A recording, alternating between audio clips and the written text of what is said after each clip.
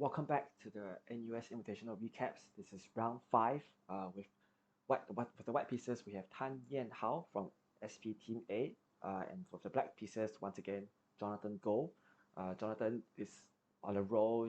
Both players are actually undefeated, and Jonathan is looking to continue his streak of dominating the board 1. And so here the game starts with C4.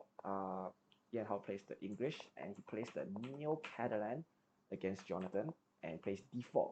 So we have this pawn cube in the center, and eventually what happens is that one side will say, okay, I'm going to take, and then the other side takes back, and then now we have more development, and both sides castles, and white plays b3.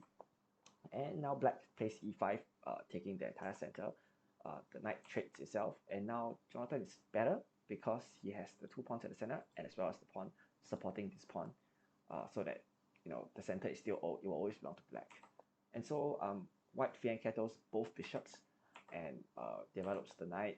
The bishop comes out, and the knight goes to a4 to try and trade off this dark square bishop. Jonathan rejects this trade, moves back to d6 and queen c2.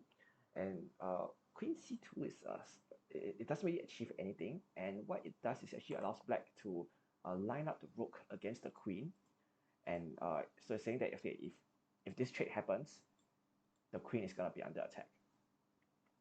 And so what happens next is that Jonathan plays queen d7, and the purpose of this move is to play bishop f5 to try and kick the queen away.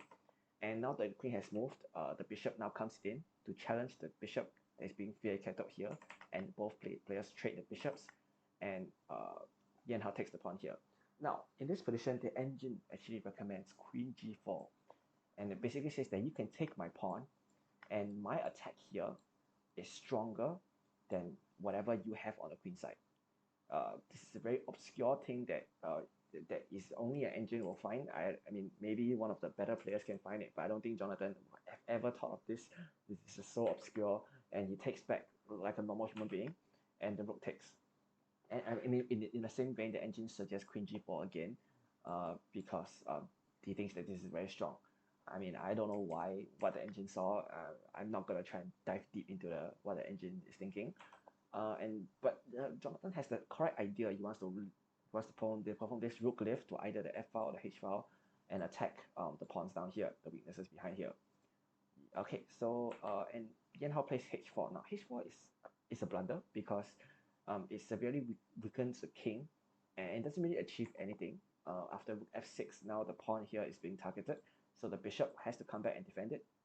And now that allows the queen to infiltrate. You see, if white didn't play h4, this wouldn't be so scary. But now because white plays black h4, now the queen is basically covering all the squares that the king can potentially go to. So the queen has to come in to defend, and now Jonathan plays bishop b4 to try and distract this bishop away so that the rook can come in. Now, there's a very crazy sequence that says that Jonathan can actually sacrifice the knight here, because after you take back, they have this dynamite move, rook c2. If you take the rook, that's checkmate. If you move the queen away here, that is also checkmate. And so this was not found in the game. It would be quite nasty if Jonathan did find it, but Jonathan found this move, which was played, and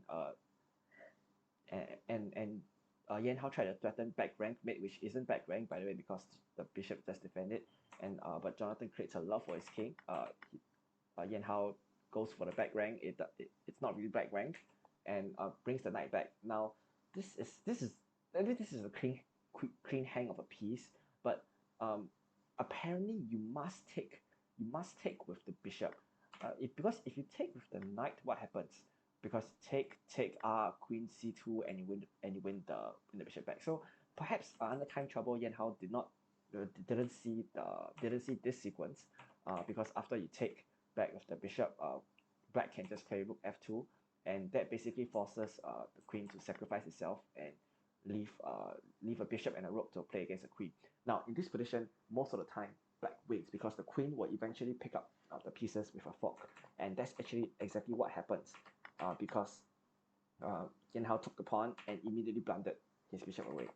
And at this in this point, Yan Hao is down so much on time. There's really not much to play for. He tried his best to make the game complicated, and Jonathan promoted to a rook for fun. And yeah, in this position, after a few more moves, Yan Hao lost on time, and Jonathan won his fifth game in a row.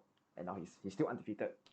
And yeah, it's another good game from Jonathan. I think we can take a look at the individual standings. So at this point, only two players, Jonathan and Eunice, have not lost or drawn a single game. They have won all their games, so they're definitely gonna see each other in the next round. And as for the team standings, that's where it gets a bit spicy. So SUTD had a perfect round.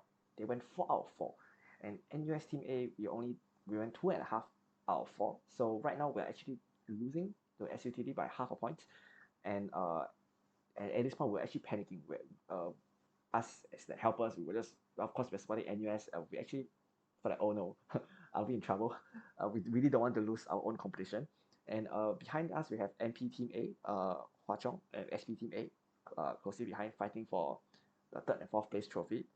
We have third and fourth place trophies in this tournament. And yeah, so to find out what happens at the end, stay tuned for the next episode.